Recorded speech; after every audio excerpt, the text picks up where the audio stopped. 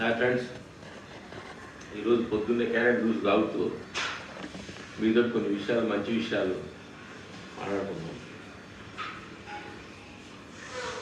మనుషులు అందరూ ఇప్పుడు మనుషులు పుట్టిన తర్వాత స్త్రీ పురుషుడు కలిస్తే ఇంకో మనిషి పుడుతున్నాడు. అసలు మనుషులు పుట్టక ముందు స్త్రీని పురుషుడిని తయారు చేసింది ప్రకృతే కదా, భగవంతుడే కదా. అట్లా చెట్లు పెరిగి ఇత్తనాలు వచ్చిన తర్వాత చెట్లు పడుతున్నాయి. ఈ డస్సుడు వేరే మార్చుకో లేదు, దాన్ని మార్చుకో వారు చూసి బాగా చూడలేదు. అలా చెట్లు పుట్టిన తర్వాత ఇత్తనాలు వచ్చి చెట్లు అవుతున్నాయి. కానీ చెట్లు పుట్టక ముందు అన్ని ఇత్తనాలు భగవంతుడు నాటి ఉండాలిగా. ఫస్ట్ ఇత్తనం అట్లే ఫస్ట్ సింహం ఒకదాన్ని ఒకరు కలిసి పిల్లలు పుడతాయి. కానీ సింహం అనే పిల్ల పుట్టాలంటే ఫస్ట్ ఇత్తనం తయారు చేసి భగవంతుడు తయారు చేయాలిగా.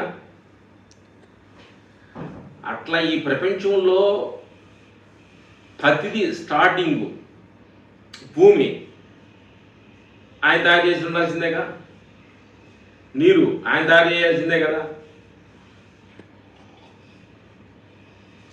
అట్లా భగవంతుడు తయారు చేసి ఈ ప్రపంచంలో మన అందరిని వదిలేసిన తర్వాత అప్పుడు మనం గ్రోత్ అయ్యాం.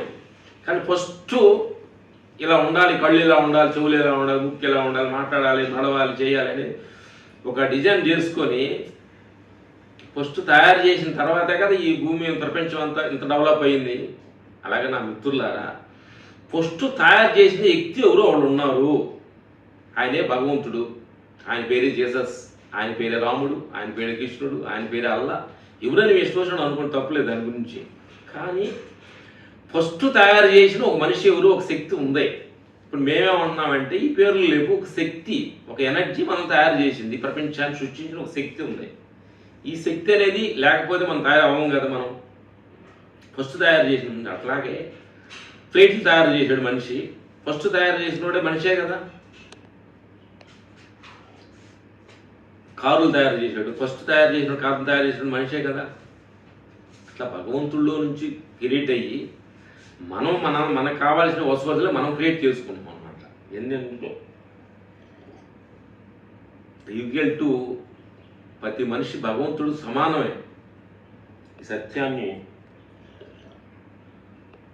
ఇది పెద్ద విషయం అన్నమాట. ఇది ప్రతి విషయం, ప్రతి